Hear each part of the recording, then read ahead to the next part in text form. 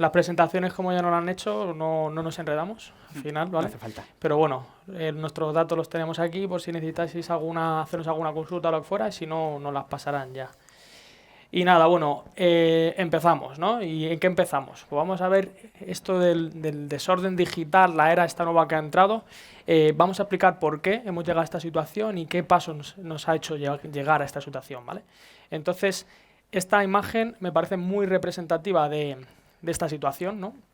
Cómo de repente hemos pasado de el libro físico y tener como 10, 15 libros físicos a de repente pasarlos a un formato digital. Y hemos pasado de tener riesgos físicos, como bien dice la imagen, se me pueden quemar, perder, etcétera, a pasar a riesgos digitales. Se apagan y se acabó. Se acabó. O sea, yo creo que es muy representativo. ¿Qué opinas tú, José Sí, María? sí, no, además en este caso yo me veo. Yo soy ese libro mayor, o viejo, o tradicional. Tú eres más el libro electrónico, ¿no? Y en ocasiones pues, nos tendremos que ir encendiendo y apagando en función de la situación. Sí, alguna vez me ha tocado pedir tu libro físico. Eso es. Y bueno, pues un poco la parte de ciberinteligencia como tal, donde podemos, pues bueno, se inicia sobre todo en esa parte, en esa transformación del dato, de pasarse a formato electrónico, formato digital, pero sobre todo con Internet aquí sí que vemos que ya es cuando la ciberinteligencia empieza a dar sus primeros pasos porque empezamos a conectar toda esa información a través de Internet, ¿no? ¿Qué empezamos a proteger cuando ocurre esto? Pues empezamos a proteger ese dato, ¿no? Y le empezamos a poner diferentes capas para poder protegerlo, como vemos aquí, ¿no? El dato, la aplicación, la estación de trabajo, la red interna, etcétera, ¿no? ¿Qué viene después? Pues viene las redes sociales, vienen foros, viene todo esto. ¿Qué nos ocurre? Que ahora de repente empezamos a tener una interconexión de toda esta información, pero sobre todo también una descentralización de la información. Es decir, ahora nos tenemos que centrar en proteger la información en esos diferentes sitios, ¿no? Tenerla controlada. Y bueno, no digamos esto personalmente, pero imagínate para los empleados, ¿no? Controlar a los empleados esto es como un gran reto. Y encima comunicación inmediata. Es decir, yo cojo el teléfono móvil, escribo ahora, ¡pa! Y lo tengo ahí, ¿no? Y ese control es, vamos, muy difícil. Y esta imagen, ¿no? Aquí lo que podría ser una habitación de cualquiera de nosotros, donde tenemos toda nuestra información en un cuarto, y aquí de repente lo único que nos preocupaba es que entrase nuestra madre y nos cotillase esta información, ¿no? Es decir, podía ver nuestras fotos, nuestras cosillas, pero Que lo hacía. que lo hacía, claro, porque a mí me miraba todo, es decir, no, hombre. Pero luego alrededor vemos la nueva evolución, ¿no? Hemos pasado a LinkedIn, a Pinterest, YouTube, etcétera, ¿no? Y hemos pasado de tenerlo todo centralizado a de repente todo centralizado y un montón de información en Internet. Nuestra vida ha cambiado por completo y empieza esa era de la que estamos hablando, ¿no? Entonces, en este momento, a nivel de empresa, ¿qué empezamos a proteger, ¿no? Pasamos de ese ámbito interno, donde protegíamos solo el dato, bueno, protegíamos el dato siempre, ¿no? Pero le protegíamos de forma interna a nuestra compañía, a que ahora de repente ya hay información externa a nuestra compañía que ni siquiera sabemos que puede existir porque ha podido haber una fuga o algún empleado que haya escrito algo o lo que sea, y ya empezamos a poner foco en ese ámbito externo, que ayuda al ámbito interno también, ¿no? Que es un poco lo que hace la ciberinteligencia en este caso. Y al futuro, porque ahora con estas tecnologías que vienen muy bien para evolucionar, pero hay mucha más información. Pequeña información que se comparte. El IoT, ¿no? Ahí a saber qué nos espera, ¿no? Toda esa información puede ser importante tener en cuenta. Y tenemos que insistir mucho pues, en la hibridación que se está produciendo entre la seguridad física y la seguridad lógica. A día de hoy es imposible separar ambos ámbitos, ¿no? Un ejemplo lo tenemos en la parte izquierda, las amenazas para la seguridad nacional, ¿no? Ayer estuvo hablando mi admirado general Miguel Ángel Ballesteros. Todas esas amenazas, crimen organizado, espionaje, seguridad energética, conflictos, están siendo afectadas claramente a día de hoy por el ciberespacio. Pero de la misma manera, gran cantidad de los dispositivos o tecnologías que utilizamos para protegernos, para proteger nuestras viviendas, para proteger nuestras organizaciones, también necesitan a su vez una capa de seguridad física, ¿no? Y claro, llega COVID, llega la pandemia, que no es que nos vaya a cambiar absolutamente todo, pero sí lo que introduce es un factor de aceleración enorme, ¿no? De hecho, como claras características de la situación actual, tenemos un proceso de cambio, eso ha quedado antiguo, esto es una aceleración exponencial, ¿no? Tenemos una discontinuidad. Vamos percibiendo que esos cisnes negros que temíamos se producen y eso pega saltos en una evolución que creíamos que podía ser más lineal, ¿no?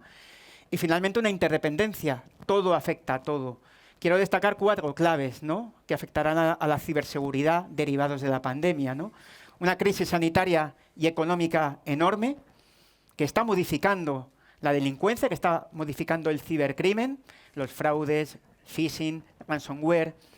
Una crisis de poder, porque este desorden del que hablábamos, esta era del desorden digital, es pareja a una crisis de poder físico. ¿Quién manda actualmente en este mundo? ¿Qué país? ¿Qué organizaciones internacionales? Lobbies, grandes empresas tecnológicas, grupos insurgentes. El poder es absolutamente difuso. Y en contextos de caos, los cibercriminales siempre pueden tener la de ganar, ¿no? Una globalización digital.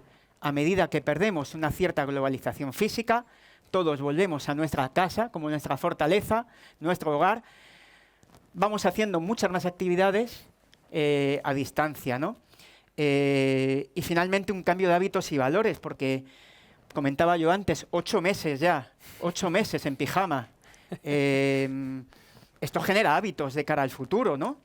Y no lo sé, por ejemplo, yo no he ido al gimnasio y es posible que ya no vuelva a ir al gimnasio. Lo hago en casa, debo ser de los pocos que al ponerme pantalones ahora veo que se me caen. ¿Tú, Jorge, has pensado alguna cuestión que vaya a cambiar tu vida y que ya no vaya a ser igual? Yo, por ejemplo, lo que he implementado ha sido las videollamadas en la familia. Antes era como todo por teléfono y ahora ya es todo videollamada. Es decir, no, pues no, es que yo quiero verte. Y ya con mi abuela, etcétera, ya lo tenemos implantado. Yo creo que es momento, estamos en un momento de pensar, ¿no? Reflexionar todo que esto nos puede cambiar a mal, pero también a bien como oportunidad. Claro, la parte de deporte pues también tiene sus amenazas ciber o las videoconferencias, ¿no? Al final, pues no vamos a hacer maratones, nos apuntamos a pruebas virtuales solidarias, vamos con nuestra marca de smartwatch y, bueno, pues estamos ofreciendo, por ejemplo, todos nuestros datos de geolocalización, ¿no? Lo que tiene también sus implicaciones, ¿no? Sí, o sea, vemos que al final pues esta convergencia, ¿no?, nos está llevando a que al final esos dos mundos, que es el físico como el digital, al final empiezan a compartir amenazas y empiezan a converger, ¿no? Claramente se ve que no puede vivir uno sin el otro, tanto uno por evolución y el otro por las amenazas, y bueno, queda claro ese aspecto, ¿no? Y aquí es donde pensamos que la inteligencia, la ciberinteligencia tienen que ir muy de la mano en el contexto empresarial actual, ¿no? ¿Por qué? Bueno, pues básicamente por este desorden absoluto en el que estamos ahora mismo, ¿no? Amenazas difusas, no sabemos cómo se producen, no sabemos cuándo se van a producir. Lo que sí tenemos la certeza es de que sí se materializan y, por lo tanto, bueno, pues tenemos un poco que ordenar, ¿no?, la situación actual, también a nivel de organizaciones. Hay muchos conceptos de ciberinteligencia. Sí. En muchas ocasiones, pues las definiciones, ahí hemos seleccionado solamente 3, lo define un poco en base a las tareas que puede hacer un analista de ciberinteligencia. No sé a ti qué te parecen estas definiciones, tampoco vamos a leerlas, pero... Claro, hombre, a mí más o menos diría que no hay ninguna exacta en concreto, ¿no? Es decir, ninguna dice 100%, pero yo creo que un poco combinándolas podríamos sacar un poco lo que es, igual la última, ¿no? El tema de dar al final algo... Sí. Un reporte, ¿no?, de toma de decisión. Pues tras muchos debates, Jorge y yo, pues al final decidimos buscar una fórmula que nos encaje tanto a una visión más técnica como la que puede tener él por su formación y su especialización, con una más de analista clásico de inteligencia como podía ser mi caso, ¿no? Eso es. Y al final adoptamos, pues también un poco, tiramos aquí para la casa que organiza hoy las sesiones, ¿no? Una definición un poco de Javier Candao y del profesor Manuel Soriano, ¿no? El proceso y el producto de obtener y analizar datos e información en o sobre el ciberespacio hecho por especialistas, porque creo que tenemos que destacar mucho todavía el valor humano de la persona. La tecnología nos apoya, pero la tecnología es el medio. Eso es. Ojo, no hagamos de la tecnología un fin. Es un medio para mejorar nuestras sociedades, nuestras empresas, nuestra vida como ciudadanos, ¿no? Y que está orientado a tomar decisiones. Esa es la característica fundamental tanto de la inteligencia como de la ciberinteligencia. y que no vale de cualquier manera, tiene que cumplir pues, unas condiciones de calidad, ¿no? Bueno, tenemos, o se definen diferentes niveles de ciberinteligencia, más estratégica, que es más amplia, pero menos profunda, puede estar vinculado más a puestos de mayor nivel directivo, posiblemente, una ciberinteligencia mucho más operacional, ¿no? Más cercana a lo que es el CISO, más cercana a lo que es el día, la amenaza del día a día de una organización o de una empresa, donde los perfiles son mucho más técnicos. Esto ya nos plantea una serie de diferencias o de consideraciones a la hora de formar a los analistas de inteligencia, a los ciberanalistas, ¿no? Sí. Y creemos que parte importante un poco del mensaje que queríamos trasladar como idea fuerza es qué aporta la inteligencia tradicional a la ciberinteligencia y viceversa. Eso es. Porque todo este mundo pues, ha cambiado muy, muy, muy deprisa, ¿no? Ahí tenemos alguna cita de libros. Los coroneles chinos escribían pues, hace 20 años y parece que nos empezamos a dar cuenta a día de hoy, ¿no? Que la violencia ya no se ejerce a través del uso de armas, sino que se ejerce a través de la desinformación, uy, vaya tema delicado que estoy sacando, y en segundo lugar a través también del uso de la tecnología. Hace 20 años lo dijeron, parece que empezamos a despertar a día de hoy. Claro, inteligencia y ciberinteligencia al final comparten los intereses a proteger una organización, a las personas, a las instalaciones, a la marca, a los datos, a la continuidad de negocio, al patrimonio, ¿no? Los fundamentos y doctrinas de la ciberinteligencia parten en parte también de los inicios de la inteligencia, ¿no? Que es en el ámbito militar y posteriormente llevado también a las fuerzas y cuerpos de seguridad. Y en los últimos años también generalizado más en las organizaciones privadas, ¿no? La inteligencia parte de un proceso, de un ciclo que es muy similar a los modelos de NIST u otros similares. En inteligencia estamos acostumbrados a trabajar habitualmente con una diversidad de fuentes. Otra cuestión es que la complejidad de las fuentes actuales nos obligue a entrar en el campo que nos contará Jorge. Eso es. También aplicamos técnicas de análisis que pueden ser aplicables en ciberinteligencia y viceversa. Un análisis de hipótesis en competencia es una técnica interesante para aplicar también en ciber. El conocimiento sobre desinformación, que también parece algo nuevo y no es nuevo. En inteligencia habitualmente se ha trabajado, se ha hablado sobre decepción, sobre desinformación, sobre propaganda. Por lo tanto, hay formas ya de enfrentar esas amenazas para nuestra seguridad nacional, ¿no? Y que al menos atacan los sistemas democráticos o intentan atacarlos, ¿no? Y finalmente la perspectiva, la visión a largo plazo, sabiendo que el largo plazo cada vez es más corto y tan necesaria, ¿no? A la vista de los hechos que se han producido este año, ¿no? Y a la inversa, de la ciberinteligencia, Jorge.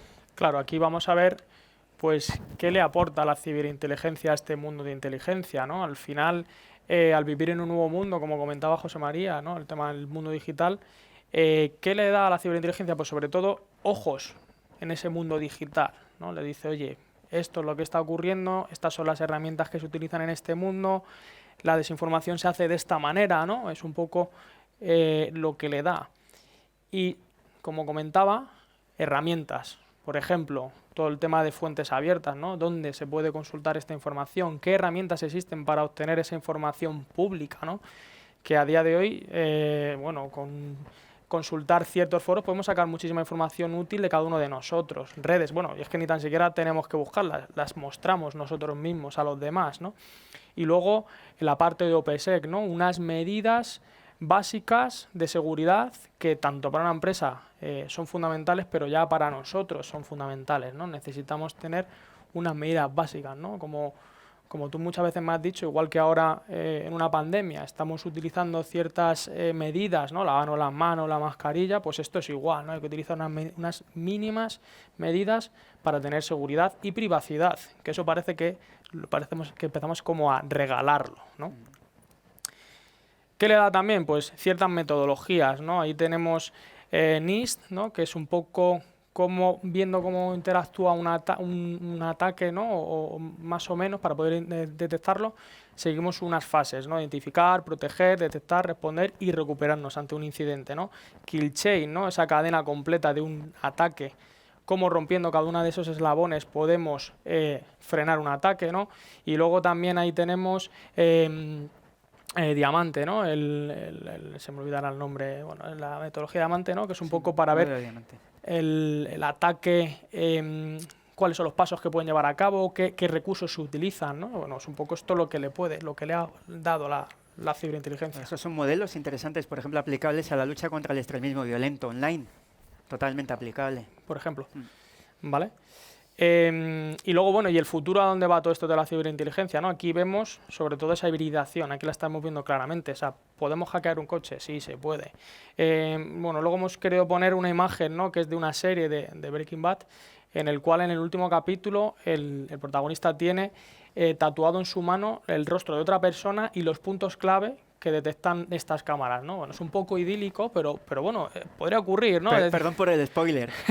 Perdón por el spoiler, pero bueno, le da esa imagen, ¿no? Y se puede abrir. Y bueno, luego algunas cosillas que hemos puesto por aquí. Pues vamos a ver un poco en la empresa, ¿no? En esta situación, en este desorden, en este tipo de amenazas y en este futuro que nos ha llegado muy pronto, que siempre nos llega muy pronto, que siempre, aunque veamos viendo cómo las olas llegan a la playa, al final en muchas ocasiones se nos convierten en tsunami, ¿no? Ha pasado con la pandemia y puede que nos pase con otro tipo de situaciones en el futuro, ¿no? ¿Qué hacemos en las empresas o qué podemos hacer? Pues por un lado, sobre la base que comentaba anteriormente, ¿no? Tanto en el espacio físico como en el ciberespacio, intentamos proteger los mismos intereses de una organización.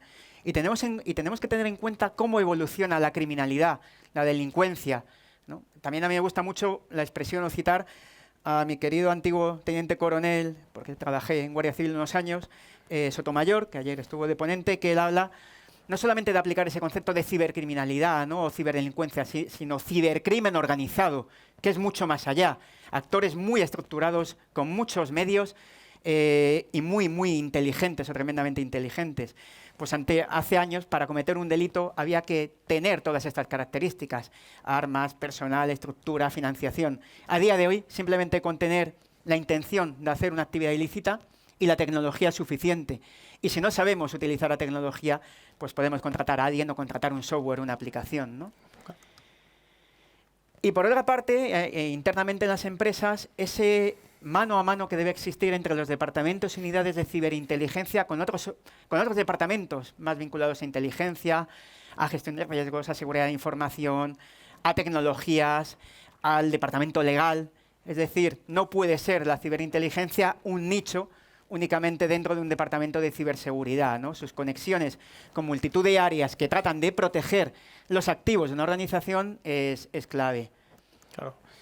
Y bueno, y luego también la parte de la ciberinteligencia, ¿no? Que se centra un poco en tanto obtener esa información del mundo externo, pero sobre todo también poderlo trasladar a ese mundo interno, ¿no? Aquí vemos un poco la empresa cómo se organiza con sus diferentes áreas. Por ejemplo, si fuese algo interno para la compañía, la ciberinteligencia, ¿no? Es decir, ellos tienen colaboración con los diferentes departamentos IT, etcétera, y le pueden proporcionar información que les ayudaría a defenderse, ¿no? Esto lo podemos ver si fuese la propia empresa que tenga esta área, ¿no? O, por ejemplo, empresas de servicios, ¿no? En este caso, que pueden tener visión sobre todo multisectorial y pueden ayudar a esas empresas, ¿no? sobre todo a defenderse en estos ámbitos que estamos hablando. Efectivamente, ahí habría matices en cuanto a lo que sería un analista o la ciberinteligencia en una empresa prestadora de servicios que en una organización, ¿no? Para prestar o para tener ese servicio de manera interna. Vamos a acabar con unas pequeñas reflexiones, ¿no? Sobre el analista de inteligencia, que yo creo que es importante, ¿no? Bueno, esta definición del Departamento de Seguridad Interior de Estados Unidos, lo que viene un poco es a describir algunas de las tareas que puede hacer un analista de ciberinteligencia. Simplemente a nivel orientativo, porque podrían ser muchas, ¿no? Es muy aconsejable este documento, un documento antiguo, ya de unos años, de INSA, sobre ciberinteligencia, ¿no? Además, ese subtítulo que ya nos alerta diciendo preparándonos el talento de hoy para las amenazas del futuro, ¿vale? Volvemos a insistir, para que no siempre lleguemos tan tarde, ¿no? Y INSA, y utilizando aquí un poco un modelo de Carnegie Mellon, propone una serie de habilidades o conocimientos que tiene que tener un analista, ¿no? un analista de ciberinteligencia, y que no solamente se limitan a la parte técnica, ¿no? Y de hecho, Eso es. pues hay varias de ellas que tocan o enlazan con el core, con el centro de la formación de un analista de inteligencia. Por ejemplo, pues el pensamiento crítico, la creatividad, la gestión de fuentes o el saber comunicarse adecuadamente, ¿no? Y algunas técnicas. Sí, como tener un poquito más el conocimiento en sí de qué es todo esto de la tecnología, ¿no? Por ejemplo, business intelligence o qué es, etcétera, ¿no? O qué es un hacking, qué es, etcétera, ¿no? Todo eso es lo que necesitamos también, tener información y también, pues, qué es un malware, ¿no? Y qué hace un malware, o no sé, qué hace un hacker, ¿no? Cómo puede conseguir entrar en una compañía. Todo eso es importante porque hay que tener ese híbrido, ¿no? Tanto como dice José María, de unas habilidades mínimas por ser analista, pero hay que tener ese conocimiento de dónde estamos, en qué área estamos, claro. O sea, Claro. tiene que ser todo enfocado a la parte digital, claro. Efectivamente, al final un analista tiene que tener tanto competencias técnicas como competencias analíticas. Eso es. Posiblemente las competencias técnicas más en cuanto a la estrategia que intente producir sea más operativa y táctica, y más analíticas en cuanto su papel sea mucho más estratégico, ¿no? Eso es. Pero siempre conocer muy bien, tener un gran conocimiento de dominio. Es decir, conocer muy bien la empresa, conocer muy bien el sector, conocer muy bien la materia sobre la que se trabaja o en la empresa en la que se trabaja, ¿no? Y 3 temas que queremos destacar para terminar, ¿no? Uno, la importancia de la formación continua. Esto no basta con que el analista llegue a nuestras organizaciones, si llega, porque ya lo comentaremos, está muy difícil de conseguir buenos analistas en la situación actual.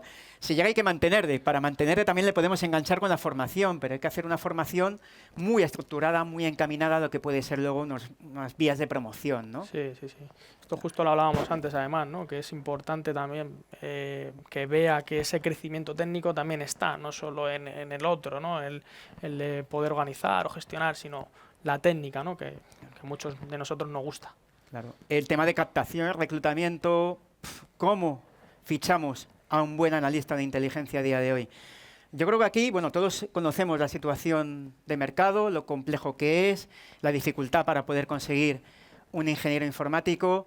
Yo creo que también aquí quizá lleguemos un poquito tarde, pero tendremos que pensar, ¿no?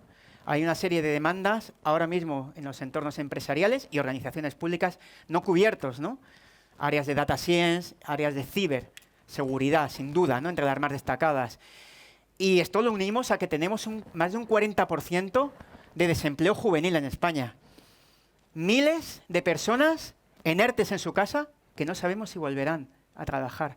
Y personas que pueden ser de mucho talento, pero las habilidades que tenían pues han dejado de valer o valían antes de la pandemia y ahora no valen. Estos 8 meses han sido muy, muy intensos y han acelerado muchísimo todo y han cambiado mucho a las organizaciones y a las empresas.